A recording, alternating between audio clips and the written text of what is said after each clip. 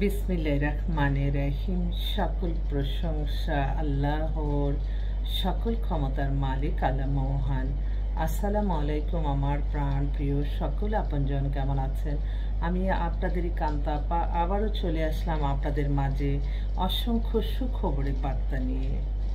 আসলে আমার যে প্রতিষ্ঠান, এটা হচ্ছে পাত্রপাত্রীর সন্ধান দিয়ে বিয়ে শাদীর একটা মাধ্যম।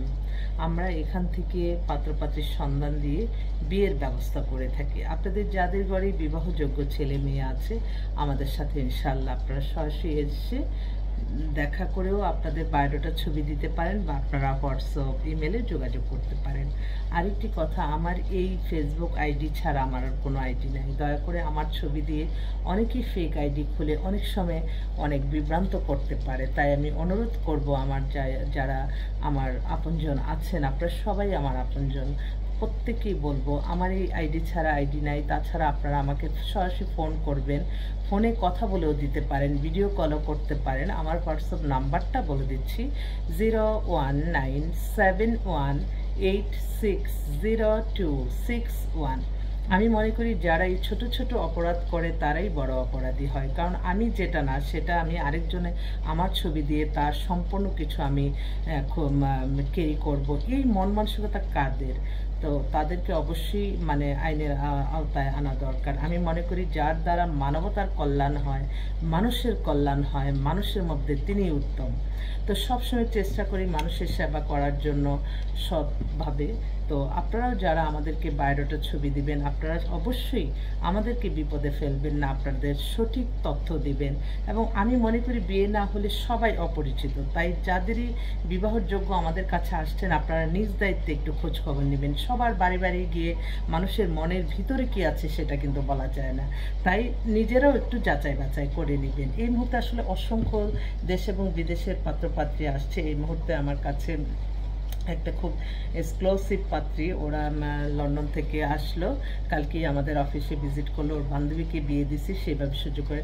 মেয়ে অপূর্ব সুন্দরী, লন্ডনে সে পিএইচডি করছে, এখন বাংলাদেশে অনেক নাম করা একটা ইউনিভার্সিটির লেকচারার হিসেবে জয়েন করবে। তো কালকে ওর মা আর মেয়ে আসছে, এক ভাই আর্মি অফিসার আর এটা মেয়ের বয়স হয়ে গেছে 30, 5 ফিট 3 লম্বা, স্লিম, সুন্দর। তো ওরা চাচ্ছিল একটু যদি মেয়ে বিদেশেও যেতে পারে, যে কোনো দেশে, বা বাংলাদেশেও যদি ভারত ছেলে থাকে তাহলে যোগাযোগ করার জন্য। তো আমার অনেক ভাইরা আছে এরকম কোয়ালিফাইড মেয়ে খুঁজছেন, আপনারা একটু যোগাযোগ করবেন। সকল প্রশংসাই আল্লাহর। আর সবসময় মনে রাখতে হবে যে আমরা সব কিছু ভালো কিছু কিভাবে পাবো, শুধুমাত্র আল্লাহর সন্তুষ্টি লাভের আশায় মানুষের কল্যাণ করে যেতে হবে। মানুষের মাঝেই আল্লাহকে আমরা খুঁজে পাবো, কারণ মানুষের জন্য ভালো কিছু করলে আল্লাহর তরফ থেকে এটা ইনশাআল্লাহ ভালো কিছুই হবে। কারণ এই সমাজে আমি দেখলাম যে মানুষ মানুষকে হিংসা, বিদ্বেষ, মিথ্যা, কাল্পনিক গল্প বানিয়ে অনেক সময় হয়রানি করে। তো এগুলি থেকে আমাদের বেরিয়ে আসতে হবে। বর্তমানে যেহেতু এই যে আমাদের দেশ, সবাই বলছে যে আমরা এখন ভালো আছি, ঠিক আছে, ভালো থাকবো তখনই যখন দেখব যে আমাদের আগের চেয়ে আমরা বেটার আছি, বেটার ফিল করছি সব কিছুতেই। যেমন আমরা একটু নিত্য পণ্য জিনিস কিনতে গেলাম, সেখানে আমরা দেখলাম যে কম্পেয়ার করবো আমরা সাধারণ মানুষরা, যে আসলে তো এটা তো অনেক কমে পাচ্ছি, তখনই কিন্তু আমাদের মন শান্তি আসবে যে না, এই এই ছোট ছোট ব্যাপারগুলি আর কি। আমি বাস্তব অভিজ্ঞতার মানুষ, যেমন এই যে আমাদের এখন ইন্টার পরীক্ষা হয়তো যেগুলি হয়েছে বাকিগুলি আসলে আমি এটাকে অনেক অনেক অ্যাপ্রিসিয়েট করি, কারণ এই বাচ্চাদের অনেক ত্যাগের বিনিময়ে কিন্তু এই একটা বিজয় আসলো। তো এই বিজয়টা তাদেরকে ছোট্ট একটু উপহার হিসাবেও তো দেওয়া যায়, সবাইকে অটো পাস দিয়ে দেখ। কারণ আমি দেখলাম যে মানুষ তার চেয়ার, তার পদবিটাই সবচেয়ে মেন ক্যারি করে। কারণ কি, আমি একটা দেখা যায় যে আমি নর্মাল লেখাপড়া করেও আমি কিন্তু একটা চেয়ারে যখন বসে যাব, পদবি পেয়ে যাব, অটোমেটিকলি কিন্তু সেটা অভিজ্ঞতায়, অন্য অন্য অভিজ্ঞতায় কিন্তু কাজে লাগে। সেজন্য আমি একটু ছোট্ট চিন্তা করলাম যে আসলে অনেক ডিগ্রি নিয়ে, অনেক কিছু পিএইচডি করে অনেকে, সেও কিন্তু দেশ চালাতে পারে না, কিন্তু অল্প লেখাপড়া সে কিন্তু তার অভিজ্ঞতা দিয়ে কিন্তু তারা দেশটা চালিয়ে ফেলে।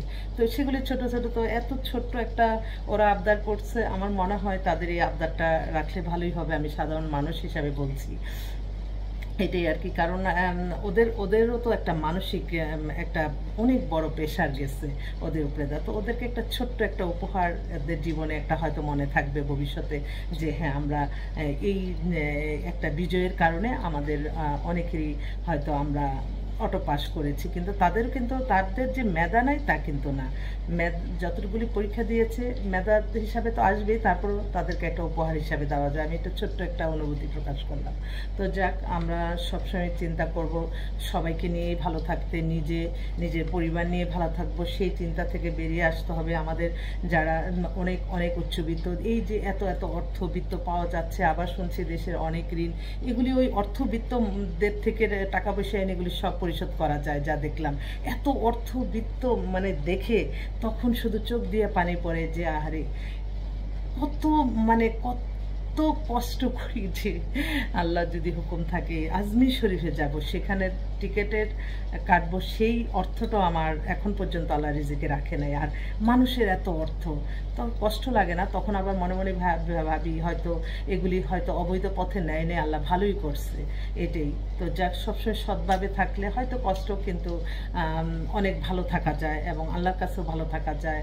আর সবসময় চেষ্টা করতে হবে আমরা মানুষের কল্যাণে থাকবো, যেটা গুনার থেকে আমরা দূরে থাকবো, যেটা আল্লাহ যদি একটা ক্ষমতায় বসায় সেই ক্ষমতান ব্যক্তিকে আল্লাহ যাতে রহমত দেয় মানুষের কল্যাণে কাজ করার। কারণ সবসময় চিন্তা করতে হবে আল্লাহর তরফ থেকে ক্ষমতা আসে এবং আল্লাহর তরফ থেকে ক্ষমতা নিয়ে নেয়। সেই জন্য যখনই আপনি যে কোনো অবস্থায় ক্ষমতায় থাকবেন, সেখানে থেকে আপনি সততা দিয়ে আপনি সমস্ত কিছু মানুষের জন্য করে যাবেন। এটাই আমার অনুরোধ। সবাই ভালো থাকবেন। আসসালামু আলাইকুম।